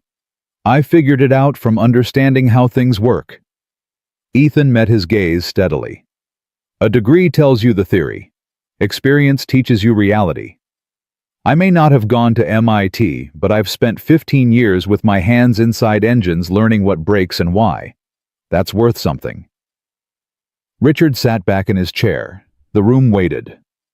It's worth something, he conceded finally. But not a partnership, not a seat at this table. He gestured around the room. You've demonstrated competence, Mr. Miles, perhaps even talent. But that doesn't erase the gap between your world and ours. I know that, Ethan said. The anger was draining away now, leaving only exhaustion. I've always known that. That's why I should never have come here. He looked at Claire, saw the tears in her eyes, the apology written on her face. Some of us fix engines because we have to, he said softly. Not because someone lets us. He held out his hand to Noah. Come on, bud. Let's go home. Noah took his father's hand without a word. They walked through the dining room, past the portraits of wealthy Donovans who'd never worked a day in their lives, past the marble and the art and all the trappings of a world Ethan would never belong to. Claire caught up with them at the front door. Ethan, wait. Please. I'm so sorry. My father. Your father is right, Ethan interrupted gently. This was a nice idea, but it was never going to work. People like me don't sit at tables like that. We fix the cars those people drive. That's how it's always been. It doesn't have to be. Yeah, Ethan said. It does. He walked to his truck with Noah, helped his son into the passenger seat, and drove down that perfect driveway for the last time. In the rearview mirror, he could see Claire standing on the steps, silhouetted against the light from inside, growing smaller until she disappeared completely. Neither of them spoke on the drive home. Noah stared out the window while Ethan gripped the steering wheel and tried not to think about the napkin sketch he'd left behind, the moment of respect in Richard Donovan's eyes, before the walls came back up, the tears on Claire's face. When they pulled into their driveway, the house with peeling paint and a sagging porch, Noah finally broke the silence. I'm proud of you, he said quietly. Ethan looked at his son in surprise. For what? For embarrassing myself. For standing up to that mean man. For showing them you're smart. Noah unbuckled his seatbelt. Even if they didn't deserve it. They went inside. Ethan sent Noah to change out of his suit while he stood in the kitchen, still wearing his tie, staring at nothing. His phone buzzed. A text from Claire. I'm sorry, you were brilliant tonight. Please don't give up. Ethan deleted it without responding. That night he lay in bed staring at the ceiling, replaying every moment, every word. The way Richard had laughed. The way the other guests had looked at him with polite pity. The way he'd felt standing in that dining room explaining concepts to people who would never see him as anything more than the help. But underneath the humiliation was something else. Something small but persistent. For 5 minutes tonight, Richard Donovan had listened to him, had looked at his sketch with genuine interest, had seen past the grease-stained hands to the mind behind them. It wasn't enough.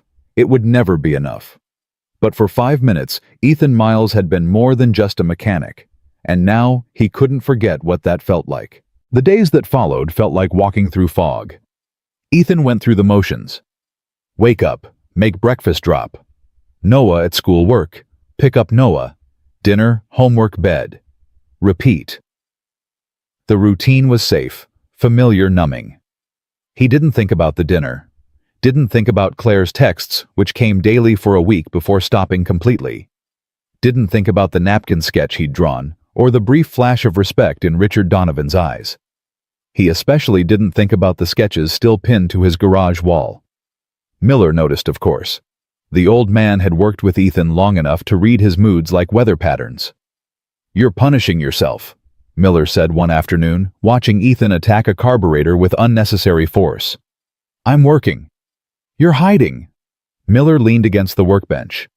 "That girl's been calling the shop. I've been telling her you're busy like you asked. But Ethan, drop it. She cares about you." The wrench slipped, skinning Ethan's knuckles. He swore, grabbed a rag, pressed it against the bleeding. She felt guilty. There's a difference. "I don't think—" "I said drop it." Miller raised his hands in surrender and walked away, shaking his head. 3 weeks after the disastrous dinner on a gray October morning that threatened rain, Ethan was halfway through an oil change when the explosion happened. The sound rolled across town like thunder, a deep concussive boom that rattled the garage windows and sent tools clattering to the floor. Ethan straightened so fast, he cracked his head on the car's undercarriage. "What the hell was that?" Miller appeared from the office, face pale. Before Ethan could answer, sirens started wailing. Not one or two, a cascade of them, fire trucks and ambulances screaming through town from every direction. Ethan's phone lit up with emergency alerts. Factory explosion. Riverside Industrial Complex. Multiple casualties. Avoid the area. "Jesus," Miller breathed. "That's the old textile factory. They've been converting it to a tech hub." Something cold settled in Ethan's stomach.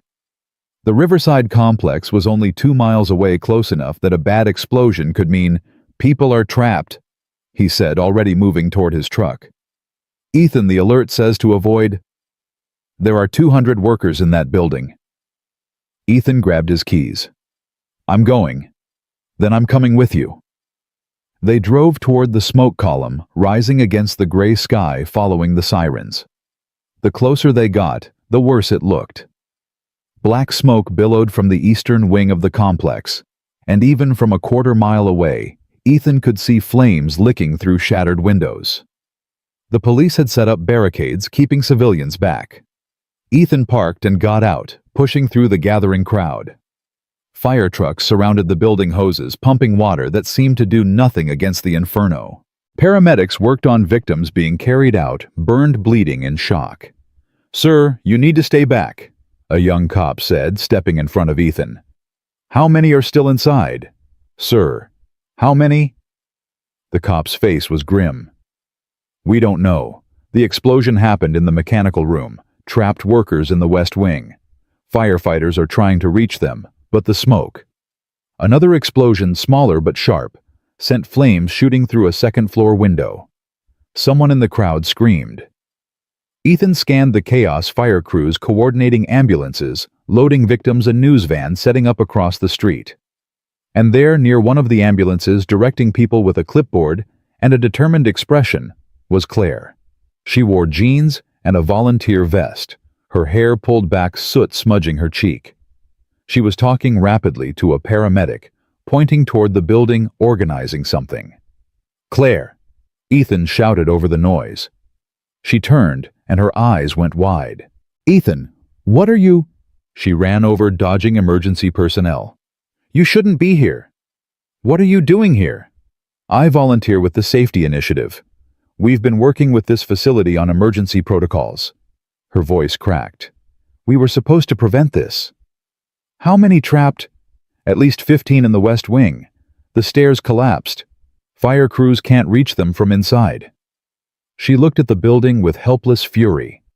We're trying to get a ladder high enough, but the heat... The West Wing has an exterior maintenance ladder, Ethan said. Fire escape on the north side leads to the second floor. Claire stared at him. How do you know that? I did repair work here 6 months ago. HVAC system.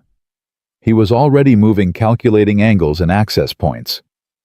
If the interior stairs are gone, that ladder's the only way up. Ethan, the fire department is stretched too thin. He could see it, only 3 crews on scene for a building this size, and they were focused on the main blaze. The West Wing was being triaged, deemed less critical. Those people don't have time to wait. He started toward the north side of the building, staying low, using vehicles for cover. Behind him, he heard Claire shouting his name, heard Miller yelling at him to stop, but his focus had narrowed to a single point. The ladder, the people trapped, the problem that needed solving. The north side was less chaotic, the fire not yet spreading to this section. The maintenance ladder was still intact, a metal skeleton bolted to the brick, leading up 3 stories. Smoke poured from a second-floor window 20 feet to the left. Ethan grabbed the first rung and started climbing. The heat hit him halfway up, radiating from the brick like an oven. Sweat soaked through his shirt within seconds. Below, someone was shouting. Claire, maybe, or Miller. But Ethan couldn't hear the words over the roar of flames and his own hammering heart. He reached the second floor. The window was broken smoke, billowing out in thick clouds. Ethan pulled his shirt up over his nose and mouth, inadequate protection, but better than nothing, and climbed through. The interior was hell. Smoke choked the air so thick Ethan could barely see 3 feet ahead. Heat pressed down from above, and somewhere in the distance he could hear the groan of stressed metal, the crack of burning wood. And underneath it all, voices. People calling for help. "Hello?" Ethan shouted. "Can anyone hear me?" "Here!" A man's voice, rough with smoke. "We're here. In the assembly room." Ethan followed the voice, one hand on the wall, moving through smoke that burned his eyes and throat. He found them huddled in what had been a large open workspace. 12 people, maybe 15, clustered against the far wall, away from the flames that were creeping closer. Some were injured, one woman bleeding from a head wound. An older man was passed out on the floor. The stairs collapsed. A young guy in a factory uniform gasped out. "We couldn't get out. The smoke." "I know a way," Ethan said. "But we have to move fast. Can he walk?" He pointed at the unconscious man. "I don't think so." "Then I'll carry him. Everyone else, single file, stay low. Follow me exactly. Don't stop moving no matter what you hear. Understand?" They nodded, terror and hope warring on their soot-blackened faces. Ethan hauled the unconscious man over his shoulder, dead weight, heavy but manageable, and led them back through the smoke. The building groaned around them, and Ethan knew they were running out of time. The fire was spreading faster than he'd calculated. They reached the broken window. The ladder waited outside, metal gleaming through the smoke. "One at a time," Ethan commanded. "Slow and steady. Don't look down." He helped them through, the young guy first, then an older woman who was shaking so badly she could barely stand. One by one they climbed down, while Ethan held the unconscious man and watched the flames creep closer across the ceiling. 10 people out, 11, 12. The woman with the head wound went next, moving slowly, carefully. Ethan counted seconds, forcing himself to wait, to not rush her. Finally, she was down. 13 people out. 2 left, plus him.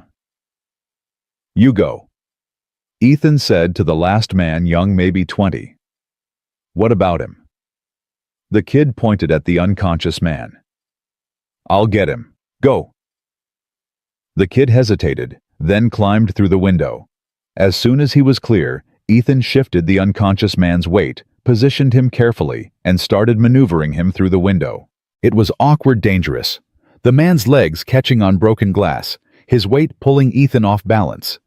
Behind them, something in the building gave way with a sound, like a cannon shot. The floor tilted. Ethan didn't think.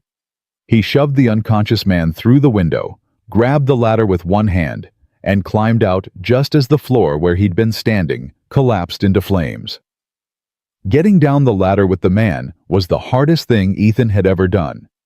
His shoulders screamed, his hands slipped on the hot metal, his legs shook with exhaustion. Below, people were shouting, but he couldn't spare the attention to listen. One rung. Another. Focus on the next handhold, the next step. Halfway down, his foot slipped. He caught himself, barely, the unconscious man nearly sliding off his shoulder. Someone below screamed. Ethan adjusted his grip, found his footing, kept moving. When his feet finally hit solid ground, hands grabbed the unconscious man, pulled him away. Paramedics swarmed. Someone wrapped a blanket around Ethan's shoulders. Someone else tried to put an oxygen mask on his face. "I'm fine," Ethan gasped, pushing it away. "Check them. Check the others." "Sir, you need to—" "I said I'm fine." His legs gave out. He sat down hard on the asphalt, suddenly aware of how badly his hands were burned, how his lungs felt like they were full of glass, how close he'd come to dying in that building. "Ethan!" Claire was there, dropping to her knees beside him, her hands on his face. She was crying, he realized with distant surprise. "You idiot!" she sobbed. "You complete idiot! You could have died. You could have—" "They're okay," he interrupted, his voice barely a rasp. "The people. They got out. I don't care about—" She stopped, took a shaking breath. "No, I do care. I'm glad they're safe. But Ethan, you can't. Why would you risk your life like that?" He looked at her through eyes that stung from smoke and exhaustion. "Because someone reminded me I could make a difference." The words hung between them, and Claire's tears fell harder. She pressed her forehead against his, her hand still cradling his face. "You're going to the hospital," she said firmly. "Don't argue with me." Wasn't planning to. His vision was starting to blur around the edges. "Hey, Claire." "Yeah. I'm sorry. About the dinner. About everything." "No." She pulled back to look at him directly. "I'm sorry. My father was wrong. Everything he said was wrong. And I should have fought harder, should have—" "Claire." Ethan managed a weak smile. "Maybe we could have this conversation when I'm not about to pass out." "Oh, God." She looked around frantically. "Medic! I need a medic over here." The paramedics returned, more insistent this time. They loaded Ethan onto a stretcher despite his protests, started an IV, put the oxygen mask on his face. As they wheeled him toward the ambulance, he saw the building, the West Wing, fully engulfed. Now fire crews still fighting the blaze. He saw the people he'd saved wrapped in blankets being treated by paramedics. Alive. All of them alive. "Wait," he gasped through the oxygen mask. "My son. Noah. Someone needs to—" "I'll get him," Claire said, walking beside the stretcher. "I'll bring him to the hospital, I promise. And Miller. Tell Miller I'm okay." "I will. Just rest now." The ambulance doors closed. Through the window, Ethan watched Claire standing in the parking lot, covered in soot tears, streaking her face, one hand raised in a small wave. Then the ambulance pulled away, and the darkness pulled him under. He woke in a hospital bed, throat-raw, hands wrapped in bandages, an IV in his arm. The clock on the wall said it was past 7. Evening light filtered through the window. "Dad," Noah's voice. Ethan turned his head carefully and saw his son sitting in a chair beside the bed, eyes red from crying.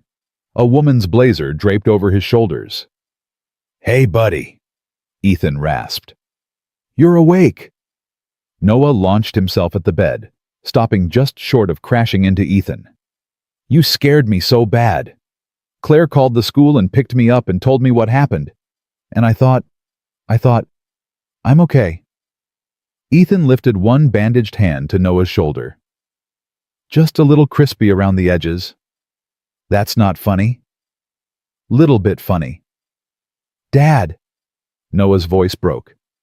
Why do you keep doing this, running into fires, saving people? Ethan looked at his son, 8 years old and forced to grow up too fast, sitting in a hospital room for the second time in a month wearing a borrowed jacket that smelled like expensive perfume. Because it's the right thing to do, he said simply. And because I want you to grow up in a world where people help each other, even when it's hard, especially when it's hard. Noah sniffled, wiped his eyes with the sleeve of Claire's jacket. Claire said you saved 15 people. 13, plus 2 who were unconscious. She said you're a hero. Don't say you're just a mechanic, Noah interrupted fiercely. Don't say it's what anyone would do. Because it's not. It's what you do. Because you're brave and good, and I don't care what that mean rich man said, you're amazing. Ethan's throat tightened, and it had nothing to do with smoke inhalation. The door opened and Claire slipped in carrying 2 cups of coffee. She stopped when she saw Ethan was awake. You're up, she said softly. How do you feel? Like I swallowed a campfire. The doctor said your lungs look okay. Minor burns on your hands and arms. You were lucky. She set the coffee down and pulled up another chair. The people you saved, they're all going to be fine. The man who was unconscious woke up an hour ago. He asked about you. That's good. Good? Claire's voice rose slightly. Ethan, you pulled 15 people from a burning building. You saved their lives. That's not good, it's extraordinary. Anyone would have. No. The word came out sharp. Stop saying that. Stop diminishing what you did. You saw people in danger, and you didn't hesitate, didn't wait for someone else to handle it. You just acted. That's not normal. That's heroic. Ethan looked at her, really looked. She'd cleaned up since the factory, no more soot on her face, her hair down around her shoulders, but she looked exhausted, like she'd been crying, like she'd been scared. How long have you been here? He asked. Since they brought you in. 6 hours maybe. She saw his expression. Noah needed someone. Miller's here too, down in the cafeteria. We've been taking turns sitting with you. You didn't have to. Yes, I did. Claire leaned forward, her eyes intense. Because you matter, Ethan. To Noah, to Miller, to those 15 people you saved today. To me. The room went quiet except for the beeping of monitors and the distant sounds of the hospital. I can't go back to that world, Ethan said finally. Your father's world. The fancy dinners and the people who look at me like I'm something they stepped in. I tried, and I don't fit. I know. Claire's voice was gentle. And I was wrong to push you into it. My father was cruel, and I should have defended you better. But Ethan... She took a breath. What if you didn't have to fit into his world? What if you could build your own... With what good intentions and napkin sketches? With those sketches, yes, and with my help. She reached into her bag and pulled out a folder. I've been working on something, since the dinner. Since my father made it clear he wouldn't support you. She opened the folder. Inside were documents, professional and official looking. I have my own money, Claire said, from my mother's side of the family, a trust that my father can't touch. And I've been talking to engineers, manufacturers, people who actually care about innovation over profit margins. People who looked at your designs and saw what I saw, potential to save lives. Ethan stared at the documents. He saw his sketches professionally rendered. Technical specifications, cost analyses, prototype timelines. What is this? It's an offer. Claire met his eyes. Not charity, not pity, a real partnership. You design safety systems that actually work. I handle the business side, funding, manufacturing, distribution. We split everything 50-50, equal partners. Claire, before you say no, listen, today proved something. You don't hesitate when people need help. You run toward danger, not away from it. That's who you are. But Ethan, her voice softened. What if you could save people without risking your life every time? What if your designs could prevent accidents before they happen? How many lives could you save then? Noah was watching his father with wide, hopeful eyes. "Let me help you do this," Claire said quietly. "Not because you saved my life and I owe you. Because you showed me what real courage looks like. Because your ideas deserve to exist in the world. Because—" She stopped, swallowed. "Because I believe in you." Ethan looked at the folder at the sketches that had been just dreams a month ago. He thought about Richard Donovan's dismissal about Sarah leaving because he wasn't enough, about all the times he'd told himself to aim lower. Dream smaller, accept less. He thought about 15 people alive tonight because he'd refused to accept that some problems were too big to solve. "I have one condition," he said. "Anything. Noah's college fund. Whatever profit I make, half of it goes into a trust for his education. No exceptions." Claire smiled.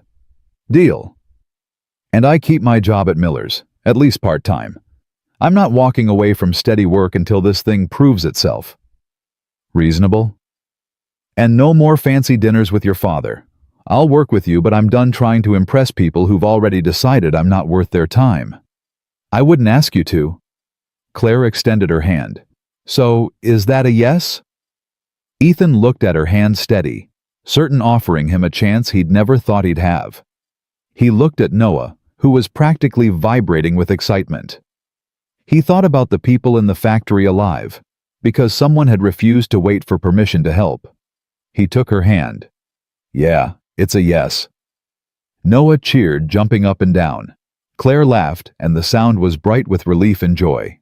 And Ethan, lying in a hospital bed with bandaged hands and smoke-damaged lungs, felt something unfamiliar settle in his chest. Hope. Real, tangible hope that maybe, just maybe, his life could be more than survival. That those sketches could become reality. That he could build something that mattered. "Thank you," he said to Claire, "for not giving up on me." She squeezed his hand gently. "You didn't just save my life that night on the highway. You showed me what it means to actually live it. So no, Ethan. Thank you." Outside the hospital window, the sun was setting over Millbrook, painting the sky in shades of orange and gold.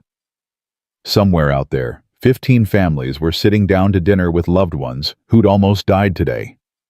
Somewhere out there, a factory still smoldered, a reminder of how quickly everything could change. But in this room, in this moment, 3 people sat together in quiet understanding. A mechanic who'd dared to dream, a woman who'd learned what really mattered, and a boy who'd watched his father prove again and again that heroism wasn't about wealth or status or degrees. It was about showing up, about doing what's right even when it's hard, about refusing to let fear win.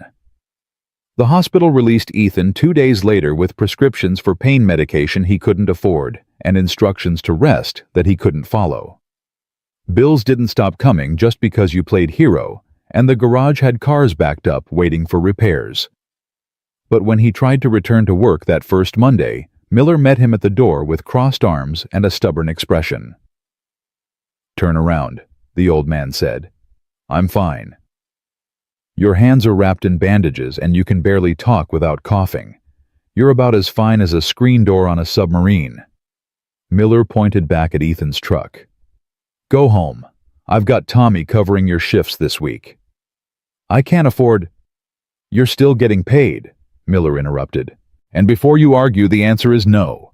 You pulled 15 people from a burning building, Ethan. The least I can do is give you a few days to heal." Ethan wanted to argue, but the truth was, his hands hurt like hell, and breathing deeply felt like inhaling razor blades. "1 week," he conceded. "Then I'm back. We'll see." So Ethan went home to his small house with the sagging porch and spent the week doing something he hadn't done in years. Nothing. Well, not exactly nothing. He sat at the kitchen table with his sketches spread out, refining designs, while Noah did homework beside him and tried to believe that Claire's offer was real. She called every day, sometimes twice. Updates on the partnership paperwork, questions about technical specifications, casual check-ins to make sure he was healing. The conversations started professional and ended personal. Her telling him about board meetings where she had to fight her father's skepticism, him sharing stories about Noah's latest science project. "He's building a model bridge," Ethan said during one call watching Noah arrange popsicle sticks on the table. "Claims it can hold 50 pounds. "Can it?" Claire asked. "Probably. Kid's got natural engineering instincts." Pride crept into Ethan's voice. "Gets it from his old man." "I don't think you're old," Claire said softly. 32 isn't old. Feels old some days. I know the feeling. I'm only 23 and my father treats me like I'm 12. She paused. He saw the news coverage. About the factory. About you. Ethan's stomach tightened. And he didn't say anything, which for Richard Donovan is practically a standing ovation. Claire laughed, but it was edged with frustration. He's never been good at admitting when he's wrong. Must run in the family. Excuse me? You spent 3 weeks trying to get me to accept your help. Seems like stubbornness might be genetic. Claire laughed for real this time. Okay, that's fair, but at least my stubbornness is channeled toward good causes. Is that what I am? A good cause? You're a brilliant engineer who deserves a chance to use his gifts. Her voice turned serious. And you're someone who runs toward danger when everyone else runs away. That's rare, Ethan. That matters. After she hung up, Ethan sat with the phone in his hand, thinking about the way she'd said his name. Like it meant something. Noah looked up from his bridge. You like her? What? Claire, you like her. Noah grinned. You smile different when you talk to her. I do not. Do too. It's okay, Dad. She's nice. And she thinks you're smart. She's my business partner, Ethan said firmly. That's all. Noah just smiled and went back to his popsicle sticks, and Ethan tried very hard not to think about the fact that his 8-year-old son might be right. The partnership documents arrived by courier 3 weeks later, official binding exactly as Claire had promised. 50-50 split on all profits, equal decision-making authority provisions for Noah's education fund, built right into the contract. Ethan read it 3 times, certain there had to be a catch. There wasn't. He signed it at his kitchen table with a pen that was running out of ink, and just like that, Ethan Miles became a business owner. The first prototype took 4 months to build.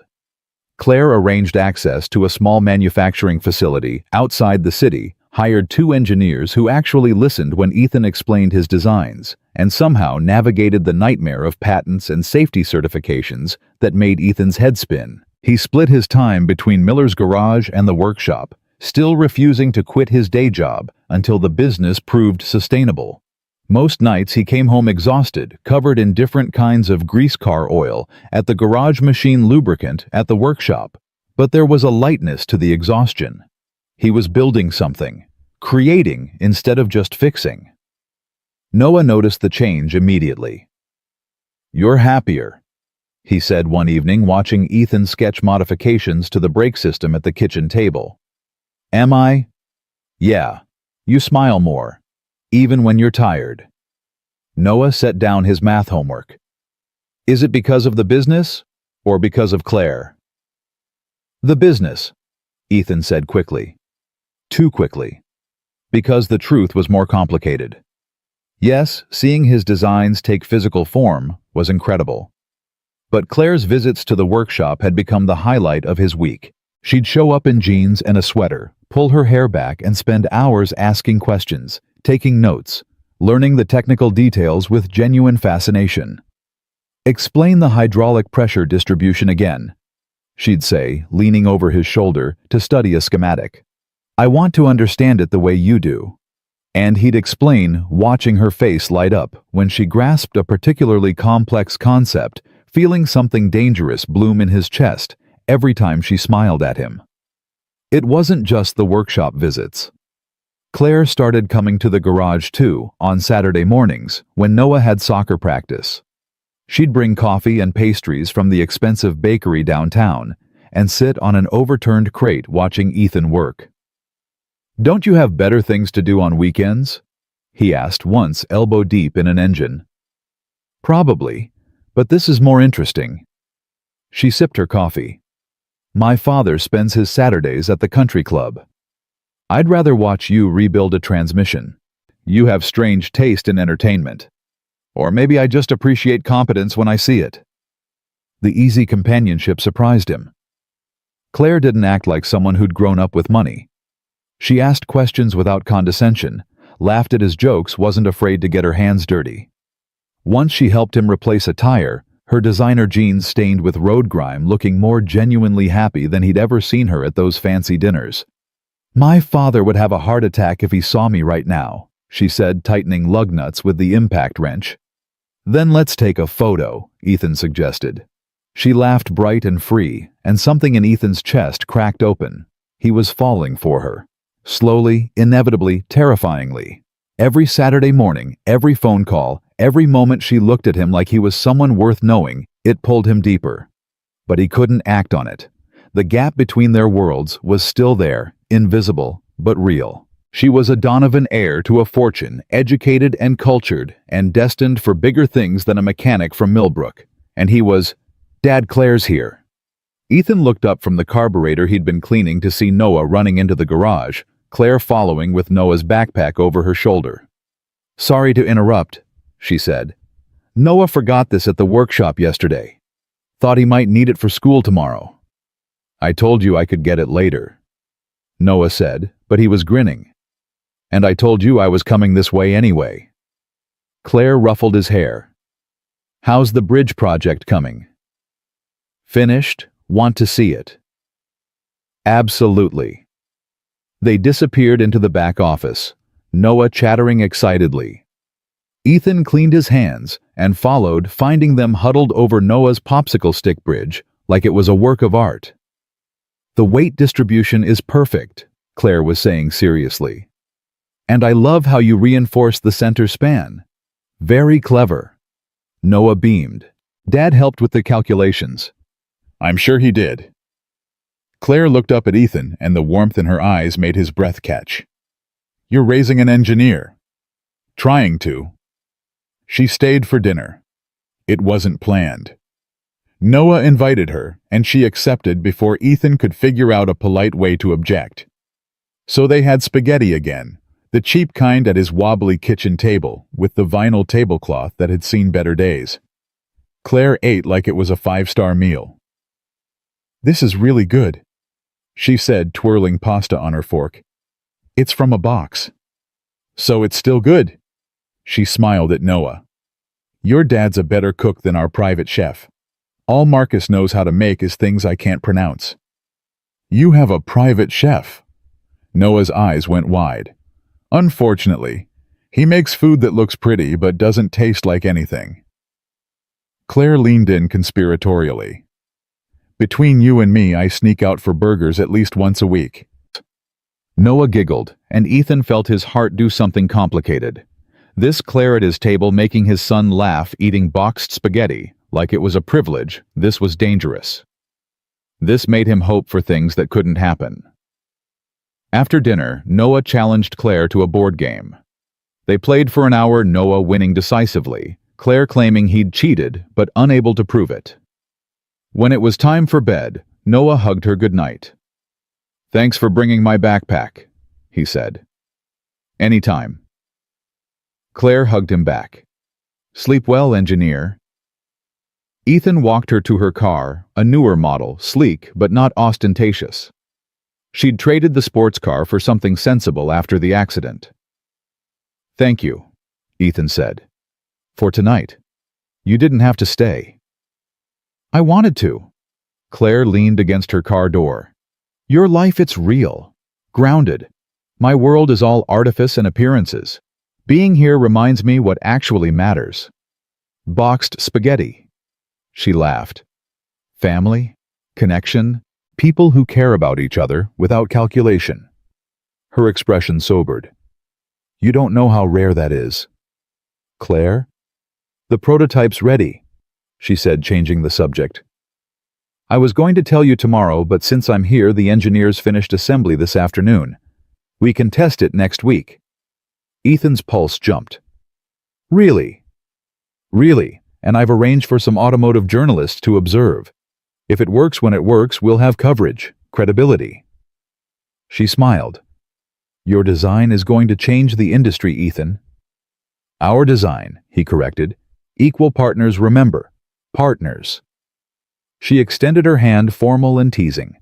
He shook it, hyper-aware of her fingers against his, the way she didn't immediately pull away. They stood there in the driveway, hands clasped, the porch light casting shadows across her face. Ethan, she said softly. Can I ask you something? Sure. Why did you really say yes to the partnership? She looked up at him. It wasn't just the business opportunity, so what was it? He should have said something safe, something about the designs, about wanting to help people, about Noah's future. But standing there with her hand in his, Ethan found himself telling the truth. Because you looked at me and saw something worth saving, he said quietly. Not just in that car on the highway, but here in my life.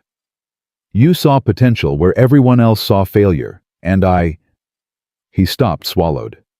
I needed someone to believe in me, even if I didn't deserve it. You deserve it, Claire said fiercely. You deserve all of it and more. She was standing very close now. Close enough that he could see the small scar on her forehead, barely visible unless you knew to look for it. Close enough to see the way her breath had quickened. Claire. He said her name, almost a warning. I know. She stepped back, breaking the moment. I should go. It's late. She drove away, and Ethan stood in the driveway long after her taillights disappeared, his hand still warm where she'd held it. The prototype test was scheduled for a Wednesday morning at a private track outside the city. Claire arranged for 4 automotive journalists to attend, along with the 2 engineers who'd helped build it, and a representative from the National Highway Traffic Safety Administration. Ethan barely slept the night before. This was it, the moment his sketches became reality, when they'd prove the design worked, or watch it fail spectacularly in front of people who could make or break their credibility. He arrived at the track at dawn, Claire already there with coffee, and that determined expression he'd come to recognize. Ready? She asked. Terrified. Good. That means you care. She handed him the coffee. The journalists arrive in an hour. The test vehicle is prepped. It's all you now. The next 2 hours were a blur. Ethan explained the braking system to skeptical journalists, answered technical questions from the NHTSA rep, triple-checked every connection and pressure valve. When it was finally time for the demonstration, his hands were shaking. They'd installed the system in a standard sedan. The test was simple, high-speed braking under emergency conditions, simulating the kind of panic stop that caused most accidents. The standard system would be tested first as a control, then Ethan's enhanced version. The control test went as expected. The car stopped, but with the slight pull to the left that Ethan had diagnosed months ago at Richard Donovan's dinner table. Then came Ethan's system.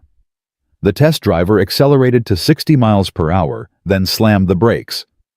The car stopped perfectly straight, the hydraulic pressure distributing exactly as Ethan had designed, the fail-safe redundancy, ensuring complete control. It worked. One of the journalists actually applauded. The NHTSA rep studied his instruments with a furrowed brow, then looked up with something like respect. Stopping distance improved by 9%. No deviation from center. Hydraulic pressure perfectly balanced. He shook Ethan's hand. This is excellent work, Mr. Miles. Claire was crying when she hugged him right there in front of everyone. You did it, she whispered. You actually did it. The article hit 3 days later in Automotive Engineering Weekly, The Miracle Mechanic, How a Small-Town Genius is Revolutionizing Vehicle Safety.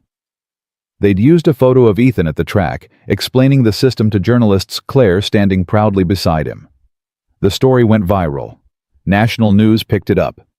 Suddenly, everyone wanted to talk to the mechanic who'd saved a millionaire's daughter and was now saving lives with his innovations.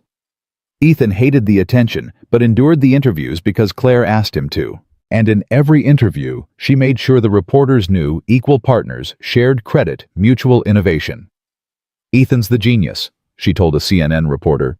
"I just help him navigate the business side."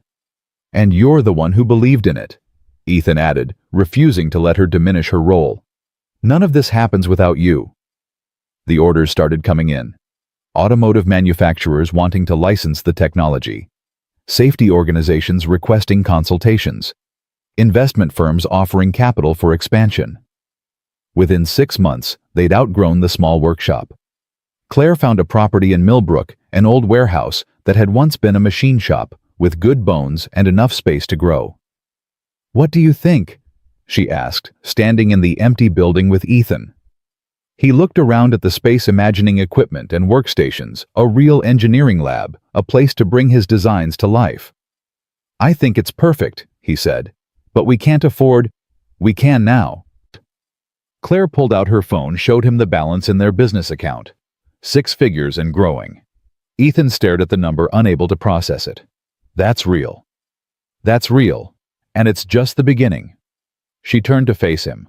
"So here's what I'm thinking. We renovate this space, build a proper facility, hire more engineers, expand the product line.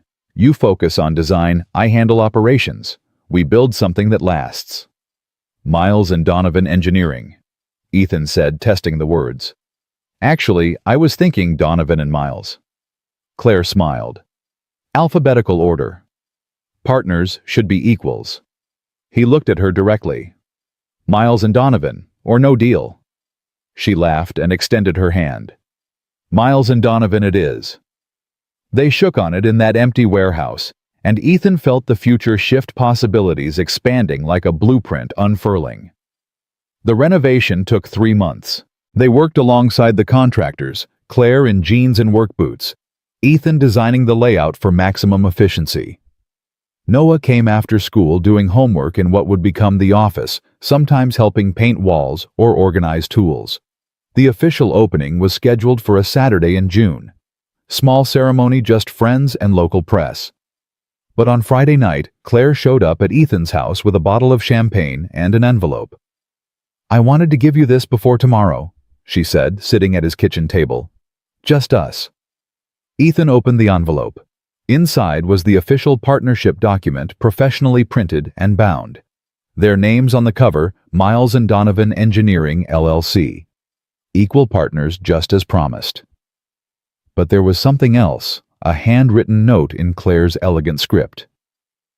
"Read it later," she said quickly, suddenly shy. "After I leave. It's just, I wanted you to know what this means to me. What you mean to me."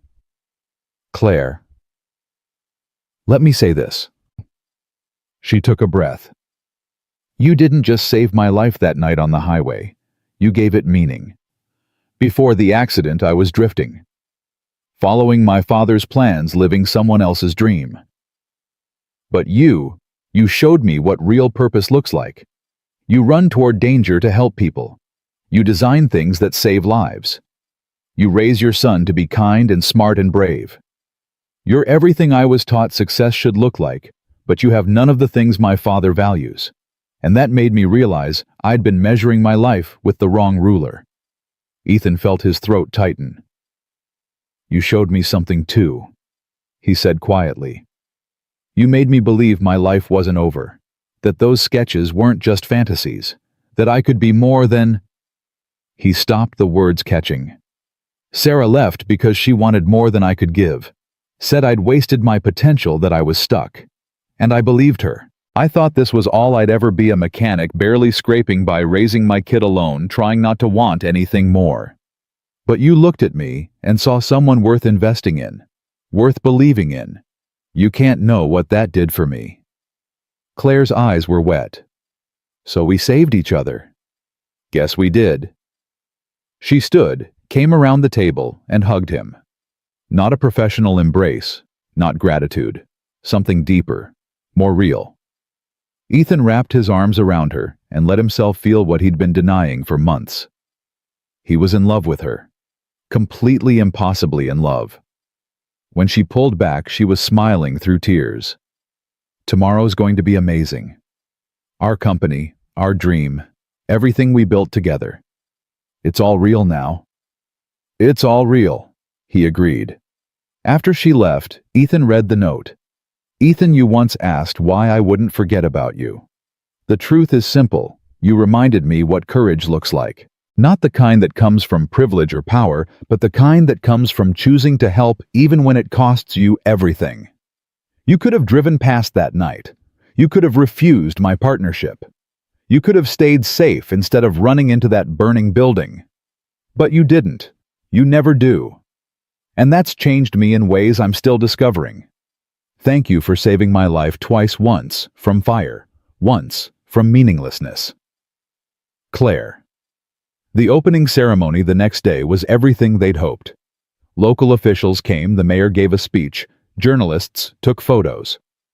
Miller closed the garage for the afternoon and showed up in a suit, proud as a father at graduation. Noah wore his best clothes and gave a tour of the facility to anyone who'd listen. But the moment Ethan remembered most came at the end, when everyone else had left, and it was just him, Claire, and Noah standing in the new workshop. Above the main door, Claire had commissioned a sign. Brushed metal, clean lines, professional. Miles and Donovan Engineering. And underneath in smaller letters a quote that made Ethan's eyes burn, built by hands that once saved a life. When did you, he started. Last week. I wanted it to be a surprise. Claire looked at the sign with satisfaction. It's true after all. Everything here exists because you saved me. Everything here exists because you believed in me. Then I guess that makes us even. Noah tugged on Ethan's sleeve. Dad, are you crying? Little bit, yeah. Happy crying or sad crying? Ethan looked around the workshop, the equipment they'd purchased, the drafting tables where future designs would be created, the clean white walls ready to be filled with innovation. He looked at Claire standing in a beam of afternoon sunlight, smiling at him with something that looked dangerously like love. He looked at his son growing up in a world where dreams could actually come true if you worked hard and found the right people to believe in you. Happy crying, Ethan said, pulling Noah into a hug. Definitely happy crying. 6 months later, Miles and Donovan Engineering had 12 employees and contracts with 3 major automotive manufacturers. Ethan still worked part-time at Miller's.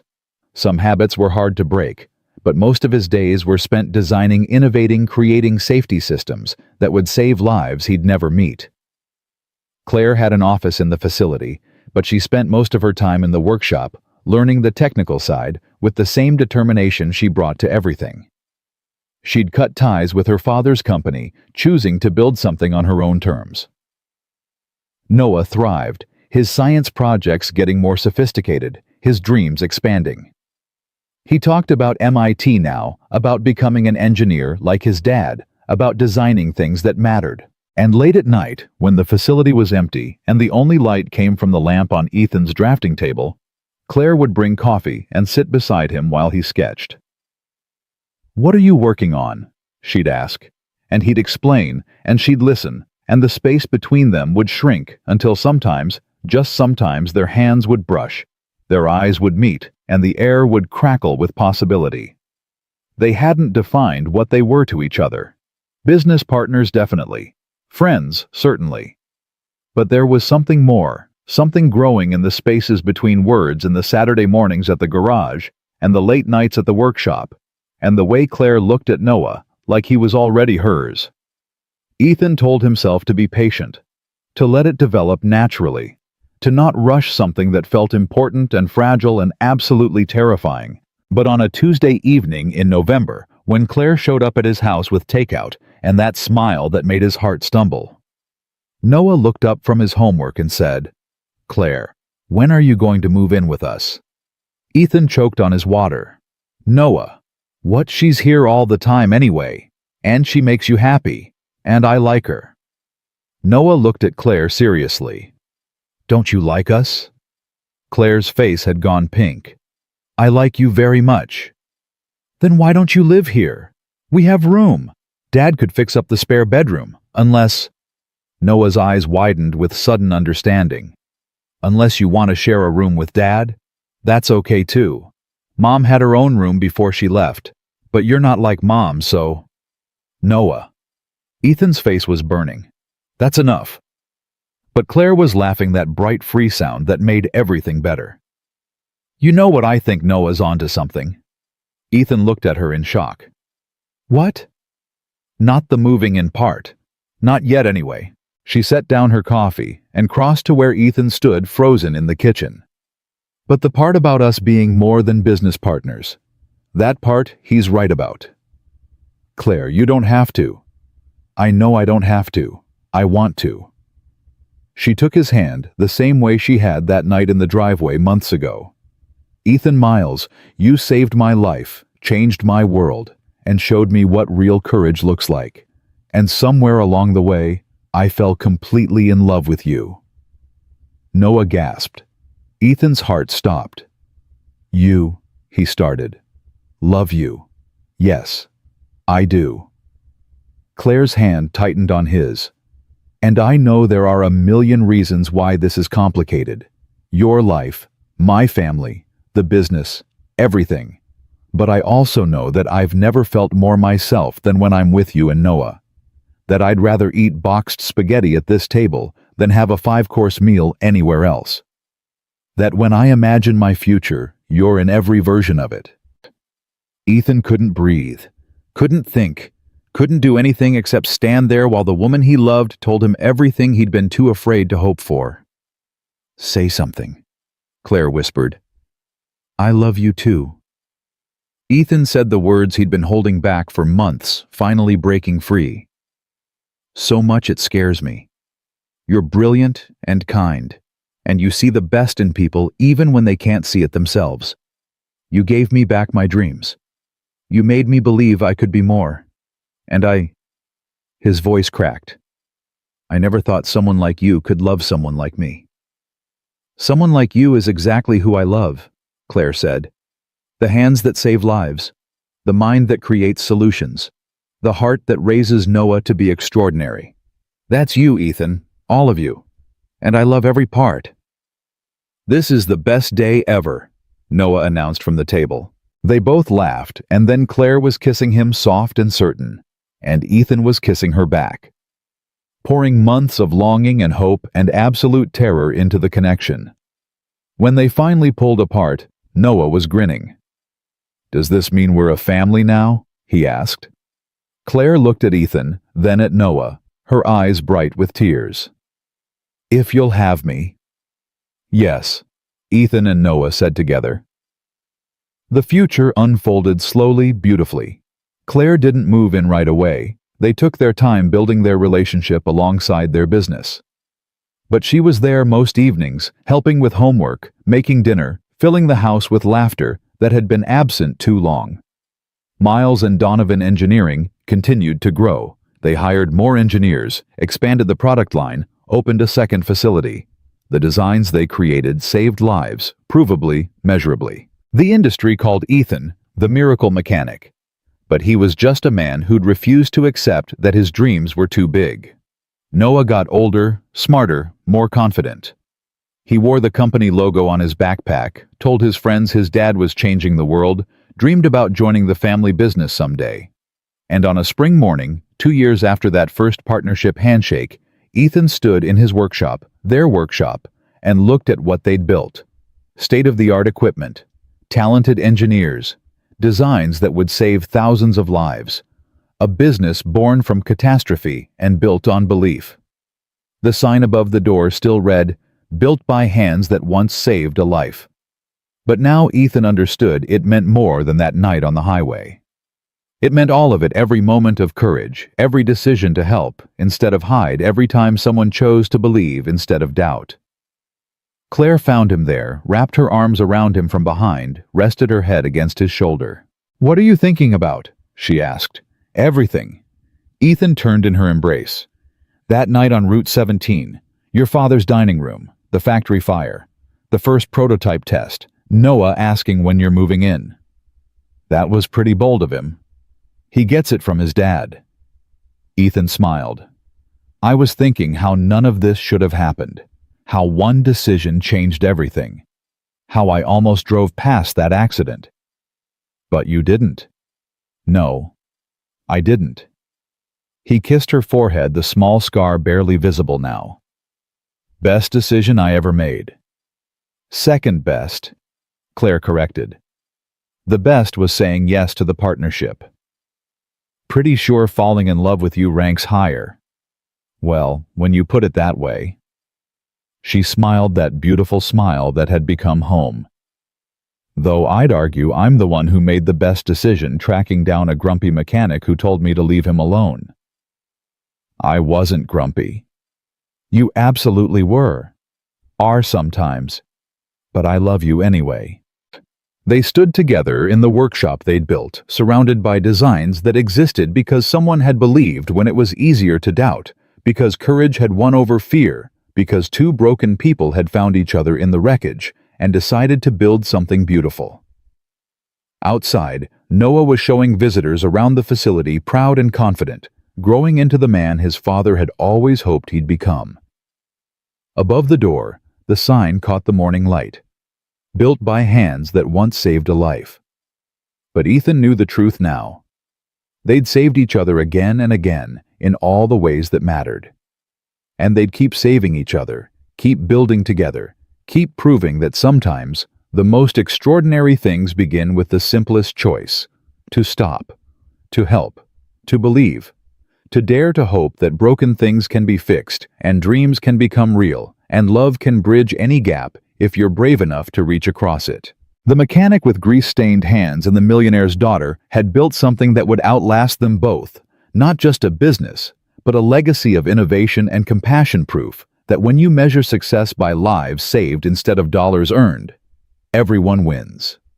And in a small house with a sagging porch that Claire helped Ethan finally fix, a family sat down to dinner, boxed spaghetti, because some traditions were worth keeping, and laughed and dreamed and loved each other exactly as they were. The miracle wasn't the rescue or the designs or the success. The miracle was this: two people from different worlds finding common ground in courage, building a future from the ashes of the past, proving that sometimes the best things in life come from the moments when we choose to stop running and start believing. That was the real story. That was what mattered. That was home.